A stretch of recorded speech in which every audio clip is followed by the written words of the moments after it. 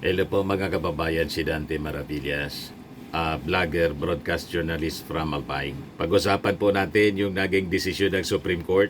Maraming nalungkot, marami din na natuwa. Alam na ninyo kung sino yung nalungkot, sino naman po yung natuwa. Ikaw, Mr. Maravillas. Natutuwa tayo kasi lalong uminit yung balita.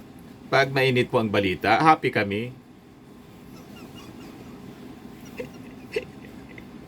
Alam ba ninyo na ganyan po kami na mga journalist? Kasi pag babloy, sabi nga dito sa amin, matamlay ang mga balita, matamlay din po kami. Walang excitement sa aming mga programa. Di ba? Pag may controversy po, happy kami na mga journalist kasi may discussion na panonoorin ng mga mamamayan. Pagkikinggan ko nasa radyo kami noon. Sige kong hanap ng mga balita, mga controversies. Pag walang controversy po, matamlay ang aming pakiramdam. Kaya itong naging desisyon ng Supreme Court na nakakainis, gustong-gusto namin ito. Tingnan ninyo, buhay na buhay, mga kababayan ng balita. Bala kayo dyan.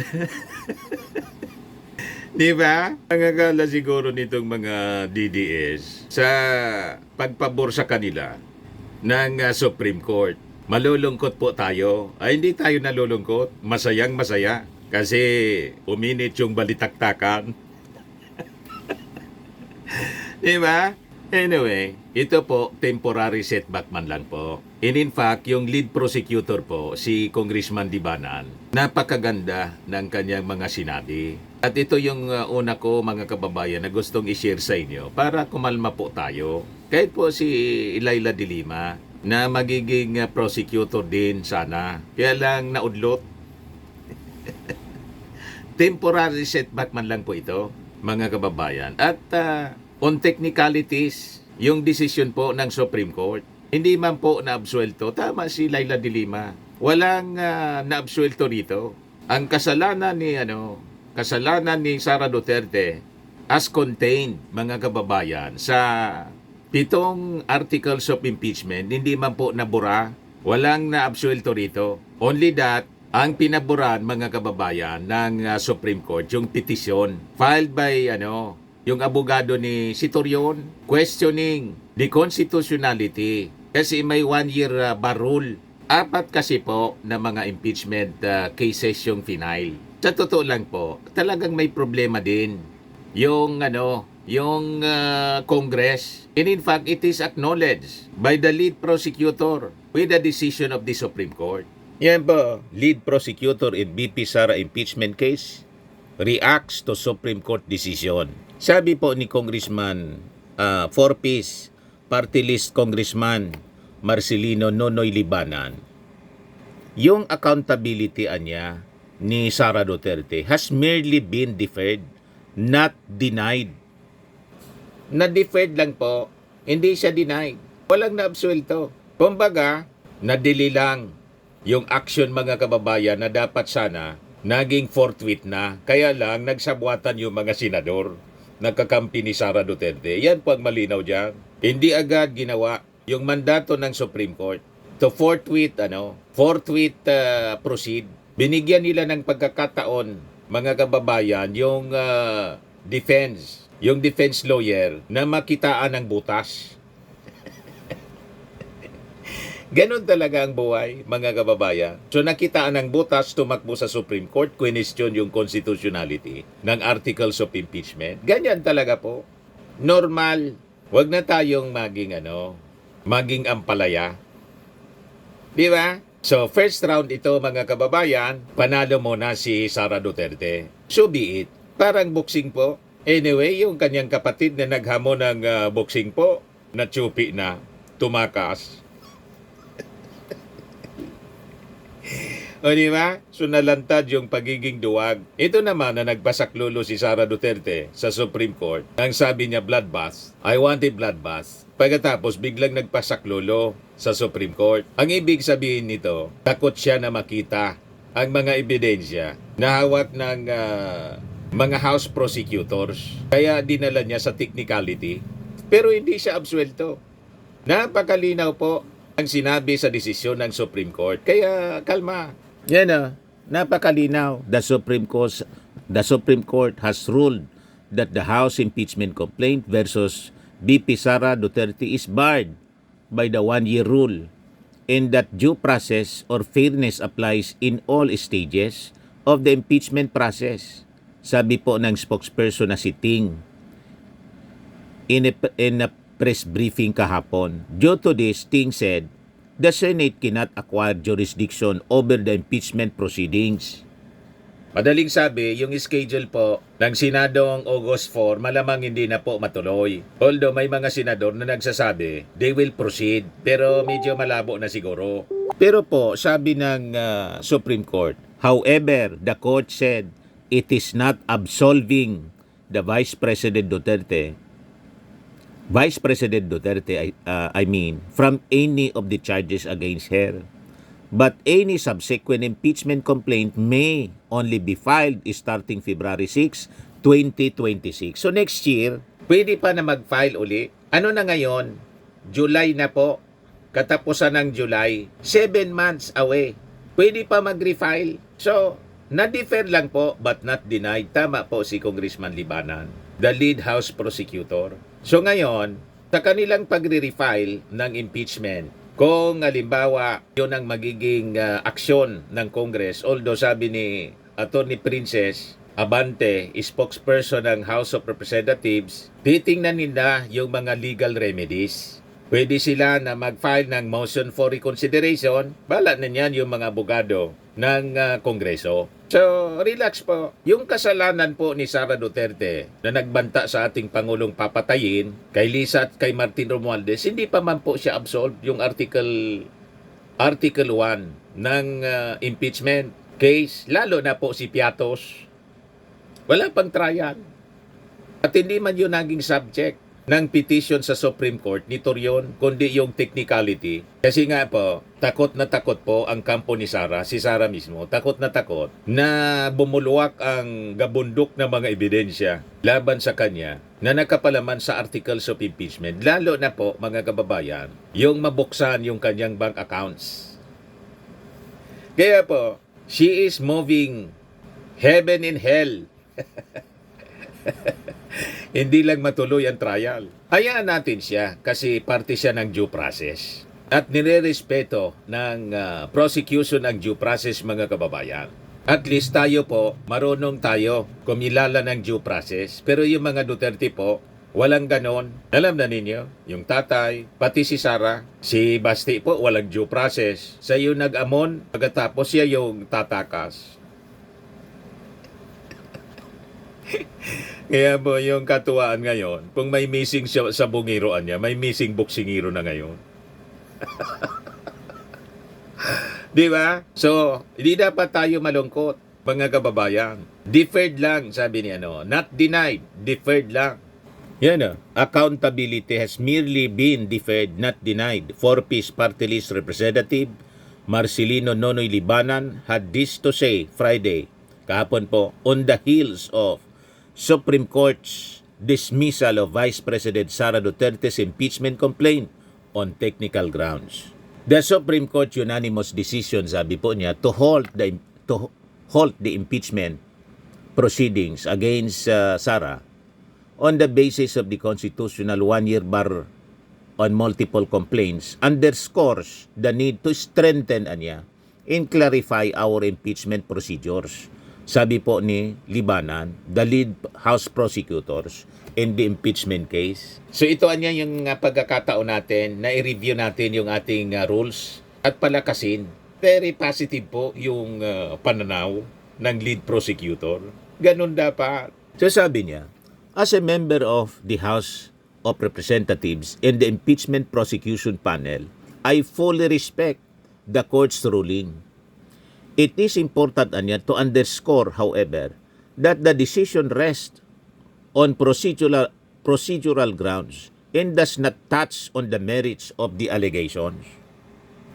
Accountability in public service has not been denied, only deferred, sabi po ng veteranong congressman. Yung mga kasalanan ni Sara po, hindi man po siya absuelto. Kasi unang-una, hindi man tinatch ng Supreme Court. Kasi ang subject po ng petition ni Torion, yung sa technicality po, kung yung impeachment complaint ba ay hindi nag-violate sa 1 year bar rule. Ganun lang yun. Kaya karga pa rin ni Sara Duterte ang kanyang mga kasalanan. Kumbaga, kung sa amoy, yung baho niya sa katawan nakadikit pa rin. Hindi pa rin siya nakapaligo. In simple explanation, in simple term, yung nag-aalingasaw na baho ni Sara na nakapalaman doon sa 7 articles of impeachment, nandyan, nakadikit, nakapulupot pa rin sa kanya. Nakadikit sa kanyang katawan. Hindi pa man siya napaliguan, nangangamoy pa rin piatos.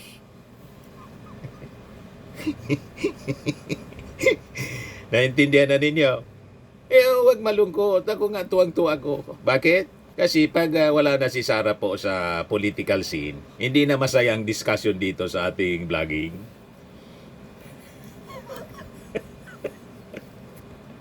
Maganda po na may laging kontrabidas. Parang pelikula.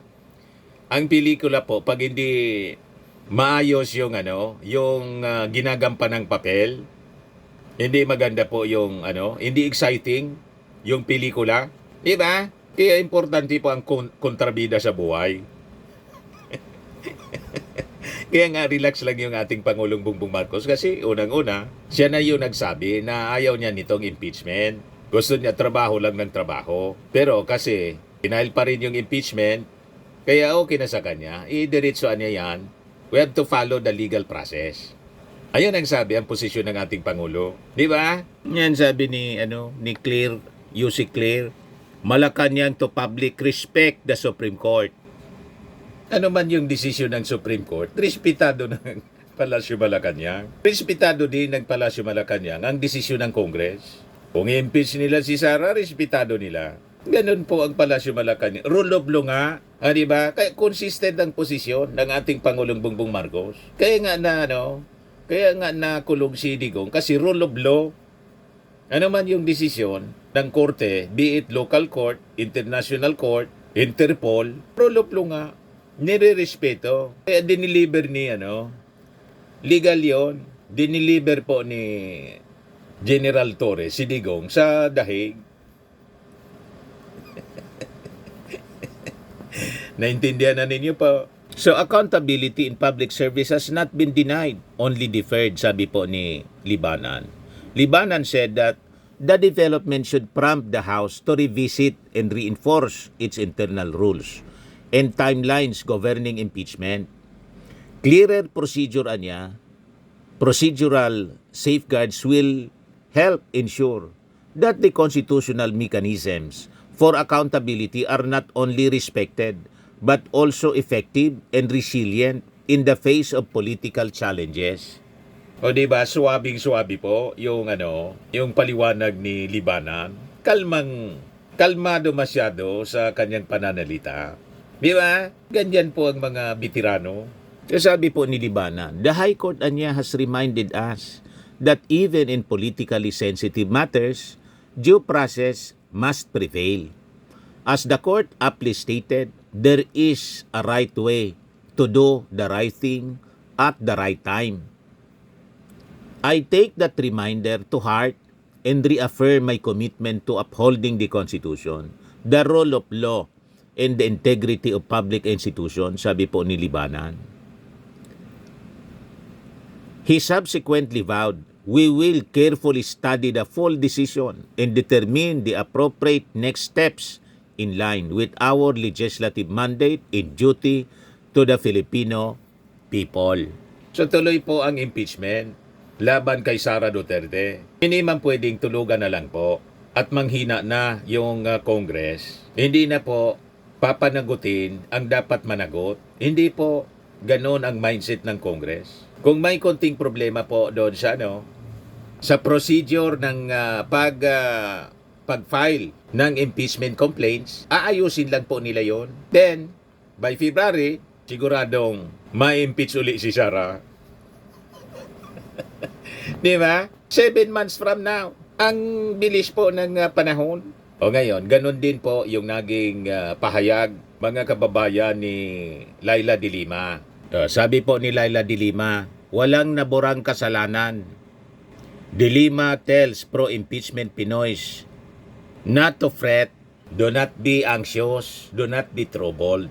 Huwag mag-alala, don't worry. Walang naburang kasalanan. Hindi absuelto si Sara. Yung baho ni Sara, nakadikit pa rin sa kanyang katawan. So matatagalan lang mga kababayan. Kunting panahon lang naman, 7 months. Pero baka mabago nga kasi baka may motion for reconsideration and later on paboran ng Supreme Court. Depende yan sa defense o sa prosecution pala. House Prosecution Panel. Hintayin na lang po natin sa mga susunod na araw. Pero halimbawa hindi talaga. O di sa February po, after February 6, may panibagong impeachment kay Sara Duterte. Taon-taon yan hanggang 2028. Kung halimbawa, hindi pa rin sa 2026, may 2027 pa. Sakto yan mga kababayan. At malamang, ganun pa rin ang direksyon ni Sara Duterte. Perpetual disqualification. Iyan kung hindi ilabas kaagad ng ICC mga kababayan yung warrant of arrest kasama si Bato at Bungo. Di ba? Ganon. Yan sabi ni de Lima. To those discouraged, I understand your dismay. But let me assure you, this is not vindication. This is not exoneration, sabi po ni de Lima. Technical ang desisyon, ang mga aligasyon ay nananatiling totoo, malubha at hindi pa nasasagot. Sabi po ni de Lima. Sabi po ni de Lima, while she respects the Supreme Court ruling, she has major concerns about its implications. I respect the Supreme Court, but in the case of this magnitude, transcendental constitutional importance, we must demand clarity, not shortcuts. The public deserves an explanation. The court must account for the serious departure from established rules of procedure. Sabi po niya, just like the Vice President Camp called the House prepared impeachment complaint against her as unconstitutional and petitioned for its dismissal, de Lima claims that the Supreme Court decision was also constitutionally infirm. The SC decision today declaring the impeachment complaint against Vice President Sara Duterte unconstitutional is not only unprecedented, it is procedurally questionable, sabi po niya. Sabi ng dating senador at ngayon ML representative, the Supreme Court anya came up with its decision on the Vice President petition to dismiss without even allowing the other side to talk. The House of Representatives, the principal respondent in the case, was not given the opportunity to file a formal comment as required by Rule 65, Section 6 of the Rules of Court. No such order was issued by the court, sabi po niya. Imbes niya na inutusan ang House to file a comment, the court issued a written interrogatory, a rare, if not irregular move. Somehow, the Supreme Court treated the House compliance with this interrogatory as if it were a formal responsive pleading. But let's be clear, it was not, sabi po ni de Lima.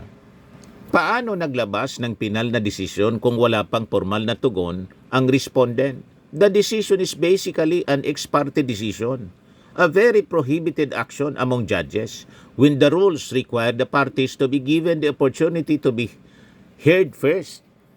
Yan ang mga valid points. Ngayon, sabi nga ng iba, hindi naman niya nakapagtataka. Bakit niya Mr. Maravillas? The majority sa mga members ng Supreme Court, mga justices po, appointee ni Digong. Yan Kaya tama itong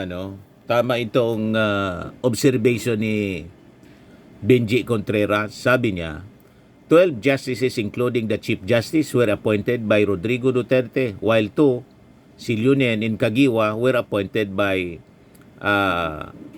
President Aquino, and 1 was recently appointed by PBBM. I wonder why the justice appointed by BBM voted to declare Sara's impeachment as unconstitutional.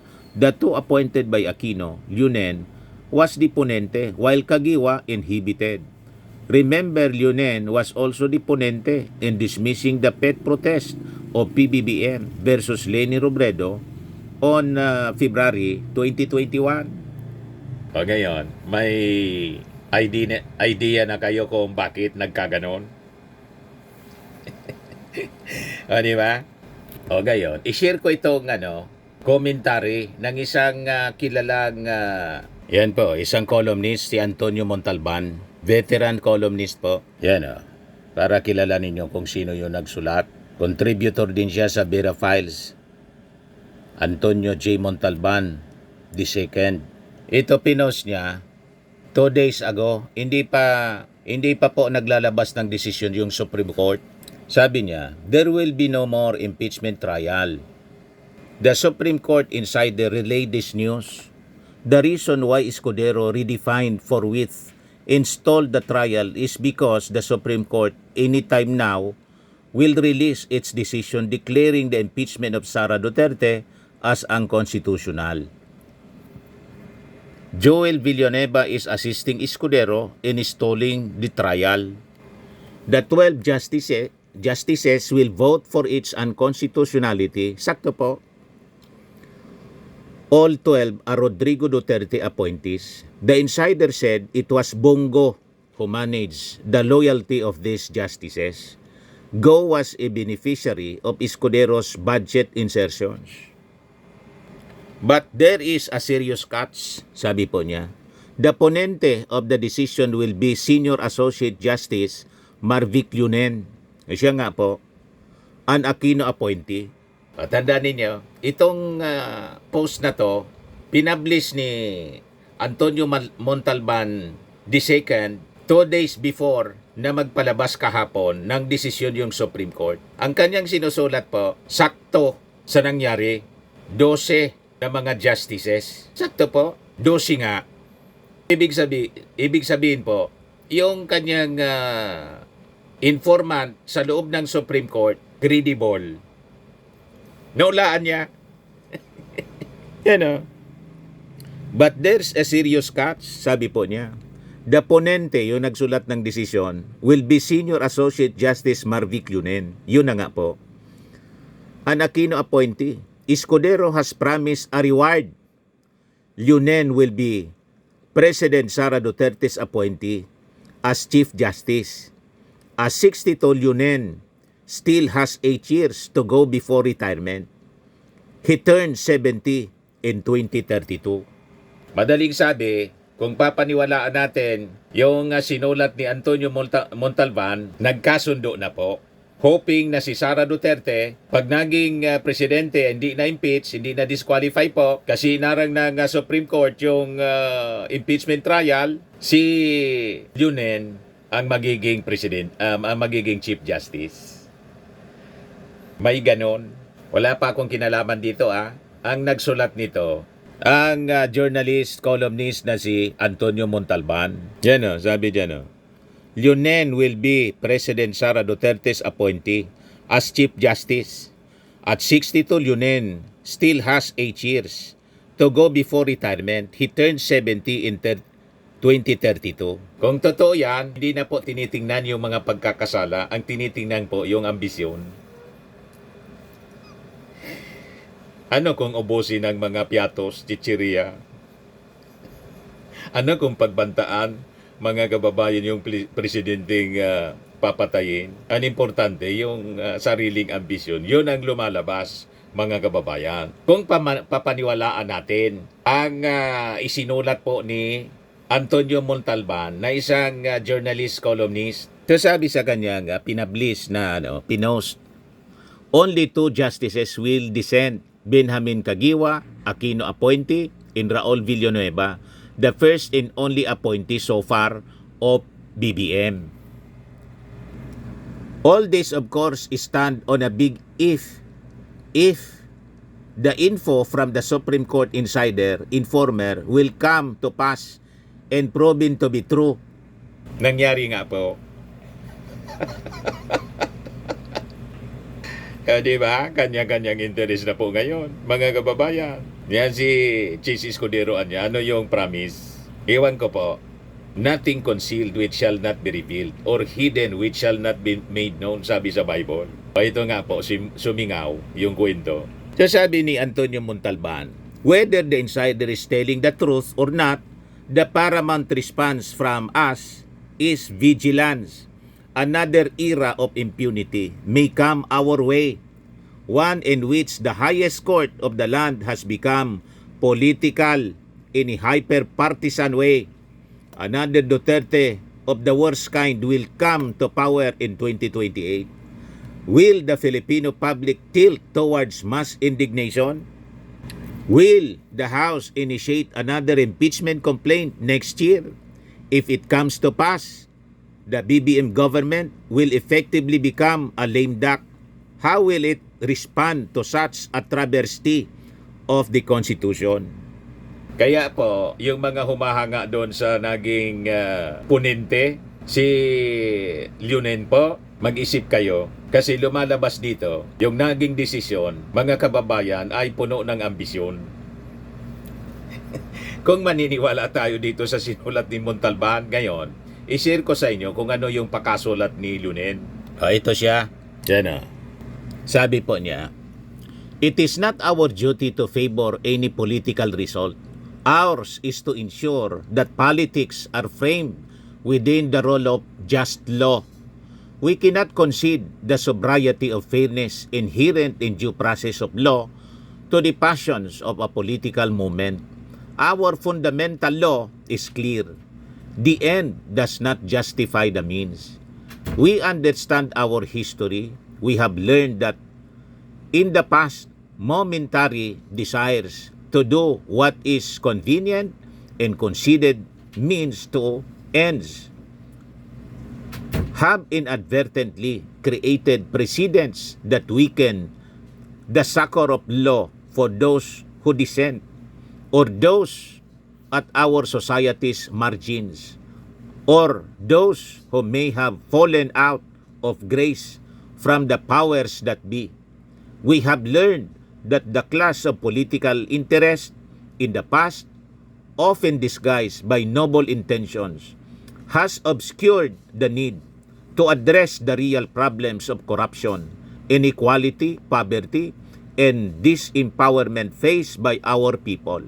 We will not allow that to happen again. We will not hesitate to declare what is legal, just, and right for our people. There is a right way to do the right thing at the right time. This is what the rule of law, the rule of just law means. This is what fairness or due process of law means, even for impeachment. Yan ang sabi po ng punente, Senior Associate Justice Marvic Lunen. O ngayon, dahil sa kwento na nakuha sa insider sa Supreme Court ni Antonio Montalban II, naniniwala pa kayo na walang politika? Tulad ng sinasabi ng punente ng desisyon para i-declare na declaring impeachment process, impeachment articles of impeachment ang constitutional. Naniniwala pa kayo sa mga sinulat ni Marvic Lunen? Ano tingin ninyo po mga kababayan? Ako nag-share lang ako ng kwentong ito kasi ito yung lumalabas sa mga post ngayon. Sinishare ko lang po. Ako wala mang komento. Nagtatanong lang po. Naniniwala pa kayo kay Marvic Lunen sa mga sinabi niya? Doon sa sinulat niya sa desisyon? Ayan ang tanong. Sa totoo lang, mas naniniwala ako sa sinabi ni Atty. Jesus Falsis. Yan o. Sabi niya kahapon mga kababayan, Justice Lunen no longer progressive. Alamin natin kung bakit nasabi yun ni Atty. Jesus Falsis. Sabi dito sa abogadonews.com, Lawyer Jesus Falsis criticized the decision penned by Supreme Court Senior Associate Justice Marvic Lunen nullifying the impeachment of Vice President Sara Duterte, calling it wrong. Falsi said that with the decision, which was concurred in unanimously by 12 other justices, Lunen can no longer be considered a progressive. This is not the first bad or wrong decision written by Supreme Court Justice Marvic Lunen, he said in a Facebook post. In the ruling, the Supreme Court said it was not its duty to favor any political result. Rather, it must ensure that politics are framed within the rule of law, the rule of just law, it said. Yan ang post ni Jesus Palsis 19 hours ago. This is not the first bad or wrong decision written by Supreme Court Justice Marvic Lunen. He can no longer be considered a progressive. May punto, mga kababayan, si Attorney Jesus Palsis. Lalo't sumingaw itong kwento galing sa Supreme Court Insider as published, mga kababayan, by Antonio Montalban II. Ano sabi? The ponente of the decision will be Senior Associate Justice Marvic Lunen, an Aquino appointee. Escudero has promised a reward. Lunen will be President Sara Duterte's appointee as Chief Justice. At 62, Lunen still has 8 years to go before retirement. He turned 70 in 2032. 12 justices will vote for its unconstitutionality. All 12 are Rodrigo Duterte's appointees. The insider said it was Bongo who managed the loyalty of these justices. Go was a beneficiary of Escudero's budget insertions. Parang gusto ko nang maniwala, pero hindi mo na ako, mga kababayan, maniniwala sa mga pag-aralan natin munang mabuti. Hindi ako may sabi niyan pa. Si Antonio Montalban, siya po ang nag-post. Antonio Montalban II, isang journalist, columnist, mga kababayan. Parang credible nga. Parang, hindi ako sigurado. Parang credible ang insider na source sa Supreme Court ni Antonio Montalban. Kasi sumakto sa kanyang mga sinulat. Sinulat niya ito, mga kababayan, na commentary, itong information na nakuha niya 2 days before the release ng desisyon ng Supreme Court. Sakto, swak na swak po. 12 nga na mga justices yung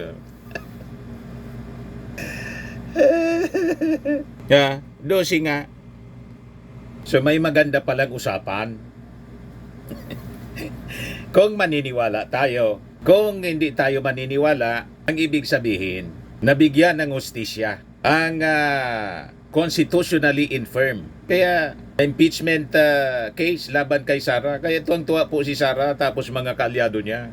Tuwang-tuwa. Yan sabi ni Sara. This unanimous decision has once again upheld the rule of law and reinforced the constitutional limits against abuse of impeachment process. Sabi po ni Sara Duterte. Maniniwala ka sa kanya mga sinasabi kung hindi lumitaw yung kwento ni Antonio Montalban. O diba? Biglang sumingaw yung kwento ni Montalban. Tingnan ninyo mga kalyado ni Sara. Nagsalita na ang Supreme Court. Huwag nang pasaway, please. Ito pa yung isang kasabwat. Gulat po ako na marami pa rin credible na lawyers na imbis na sabi hintayin natin ang Supreme Court, let's respect the Supreme Court. Bago lumabas yung decision, medyo nagsosoft na, medyo tinitira-tira yung Supreme Court, huwag makialam, nung nagtanong ng questions, tapos ngayon, ganun na, meron pa tayong isang, how do I call him, kolumnista at lecturer, pero gusto niyang i-project sarili niya as a political analyst.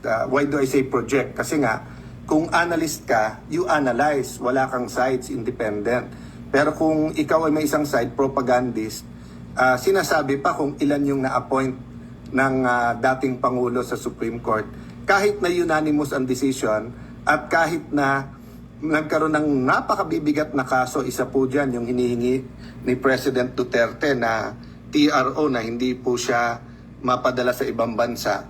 So makikita niyo po na medyo toxic at so political ang ating atmosphere na kahit yung final arbiter ng kung ano ang ating konstitusyon at batas at kung tama yung proseso hindi po na-spare sa tira.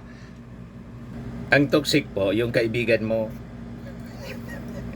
Kung hindi naging toxic yung kaibigan mo na si Sara Duterte at si Digong, wala itong ganitong uri ng politika. Sino ba yung nagbanta? Sino ba yung lumunok ng confidential funds in 11 days? Di ba malinaw na si Sara Duterte? Ngayon, namimikit kayo kasi kaalyado ninyo. Yan ang problema sa inyo eh. So kayo ang politika, kayo yung namumulitika. At yung dosing mga appointees ni Digong, that is a fact. Di ba 12 man talaga yung appointee? At yung nagsulat, Dilawan. Ang mga Duterte, hybrid Dilawan. Pag Dilawan, anti-Marcos na tulad ninyo. Alams na. May biglang sumingaw, pero ayaw kong paniwalaan yung kwentong yon. Mga kababayan, gusto ko pa rin bigyan ng mataas na pagrespeto ang Supreme Court despite ng sumingaw. Di ba? Iyong house naman po, nire-respeto. At iyong Palasyo Malacanang, yung desisyon ng Supreme Court kahit may sumingaw na nag-ambisyon. Ayan o. House respects Supreme Court order but check and balance principle at risk. Anyway, sabi naman po ng ilang mga senador na matitino tulad ni Risa Ontiveros, itutuloy nila ang laban. Ito yung statement ni Senator Risa Ontiveros. With all due respect, nakakadismaya itong biglaang pagpigil ng Supreme Court sa pagdaraos ng impeachment trial laban kay BP Sara Duterte. Maliwanag naman na sinabi ng Korte Suprema na hindi nila pinapawalang sala si BP Duterte at maaring ma-file ang impeachment complaint ulit next year. But we have many disturbing questions about the short-term and long-term consequences of this ruling. Isa sa ipinagtataka natin ay kung paano na-violate ang one-year bar rule. Ngayong iisa lang naman ang kaso na iniakyat sa Senado. Ayon na rin sa desisyon mismo ng Korte Suprema sa Gutierrez versus House of Representatives. As the Supreme Court explained in that decision, the clear consideration behind the one-year bar rule refers to the element of time and not the number of complaints. Sabi nga ng Korte Suprema, the measure of protection afforded by the Constitution is that if the impeachable officer is made to undergo such ride, he or she should be made to traverse it just once. Bukod pa, nakakabahala na tila nagdagdag ng napakaraming requirement ang Korte Suprema para simulan ang proseso ng impeachment. I can only hope that this new ruling will not adversely affect future efforts to hold our highest public officers accountable. Malinaw pa rin ang saligang batas. Public office is a public trust at walang opisyal ang may karapatan sa posisyon. Lahat ng opisyal ng bayan ay may pananagutan sa bawat Pilipino, and the constitutional right of the people to hold their highest officials accountable must always prevail. The people have every right to demand answers. Ipaglalaban natin ito. Ipaglalaban namin ito. So hindi pa po tapos ang boxing. Magsisimula pa lang ang boxing, mga kababayan. Although yung isang boksingero na naghamon, missing boksingero, lumipad. O, di ba? Si Amy Marcos, siyempre, tuwang-tuwa para sa kanyang kaibigan na si Sara Duterte na nagbantang papatayin yung kanyang kapatid, wala siyang pakialam.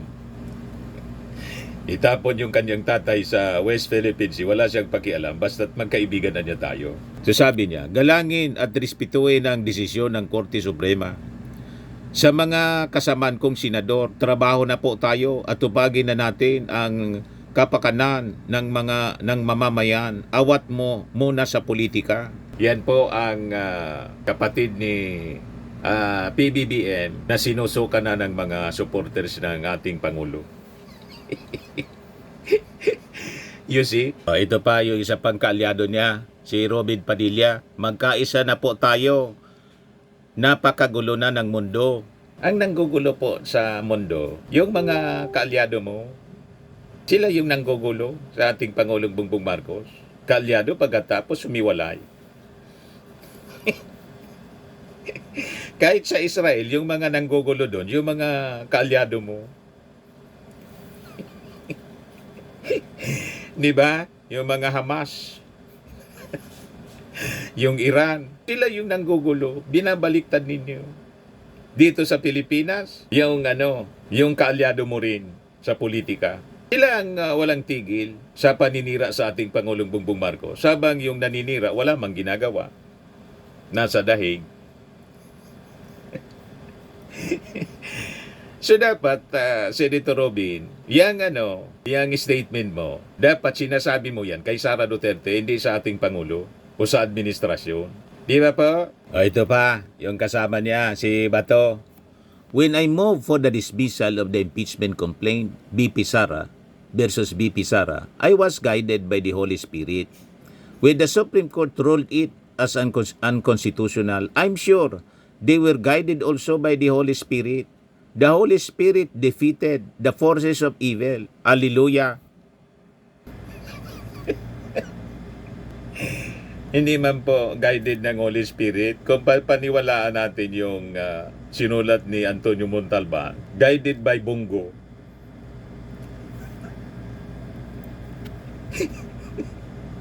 Yung mga kung papaniwalaan natin, yung sinabi ni Antonio Montalban, si Bongo ang nag-guide sa mga justices. Pero ayaw kung paniwalaan po. Na ganun, mga kababayan, baka mawala yung tiwala ninyo sa Supreme Court. Mataas pa naman yung respeto ninyo sa Supreme Court. Respeto natin. Kaya nga po, sabi ng Palacio, let's respect the decision. Di okay.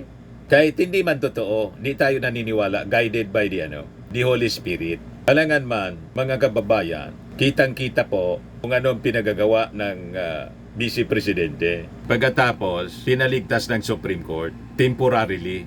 Naniniwala kayo na yung mga justices na kumampi dito po, mga kababayan, sa petisyon ng abogado ni Sara, guided ng Holy Spirit? Naniwala kayo? Huwag kang mag-alala, ma'am, sa security ko. Kasi may kinausap na ako na tao.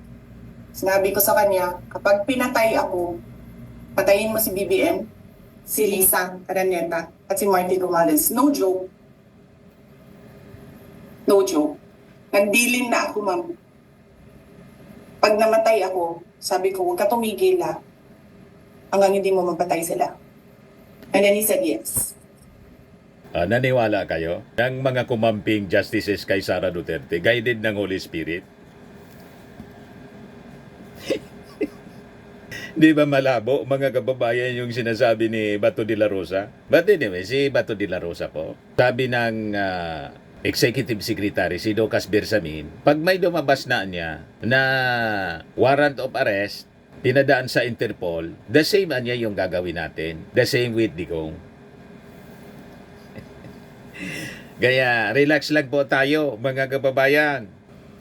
Sa mga naghanap ng malinis and spacious fitness gym, pumunta lang po kayo sa aming Colossal Fitness Gym. We also offer Grab Car Rental with our brand new 2023 model ng Toyota Innova. We also accept booking for those who are planning to travel via PAL, Cebu Pacific, and other airline companies, local and international, and bills payment for Meralco Bills, PLDT, Aleco Bills, etc. Ang Colossal Fitness Gym is located at 3rd floor Security Bank Building, Lanco Business Park, Legazpi City, Albay. For inquiries, look for Chilon Maravillas. Contact number 0966-802-0949. Yan yung aming Innova. Lagi na pong matao sa amin. Pati mga foreigners po, tingnan ninyo. Mga British tourists sila. Ang lalaki ng katawan mga kababayan, nag-gym sa amin. Ito naman po, Indian National. Ito mga mga European sila. Ito naman yung bago naming product na binibenta online, Eye Glow Serum. Whitening po siya galing sa South Korea. Tingnan ninyo yung epekto sa aking anak na architect entrepreneur, Riz Maravillas. For inquiries, look for Riz Maravillas on FB. Ito naman po, Firmax Firming and Lifting Cream. Mainam po ito sa mga pains at paninigas ng mga kaso-kasuan. Ito po, Automax Radiant Serum. Sa mukha naman yung application. Anti-aging po siya. You will look 10 years younger than your age. Ito naman po yung bagong product naming binibenta online. I Am Worldwide Amazing Pure Organic Barley Powdered Drink Mix from Australia. Endorsed by Maritoni Fernandez, isa pong cancer survivor. Pwede kayong magnegosyo nito mga kababayan. Marami kami stocks. Mag-message na lang po kayo sa amin. Yan po. Ang mga health benefits niya po, boost immunity, improves digestion, enhance energy levels, packed with antioxidant, prevent cancer. For your business inquiries, dumiretso na lang po kayo sa aking anak na architect entrepreneur, Riz Maravillas. Sa mga mahilig po sa mga imported bags and wallets, dumiretso na lang kayo kay Ma'am Eileen Rosales, Eileen Closet po. Nakabase siya po sa Amerika.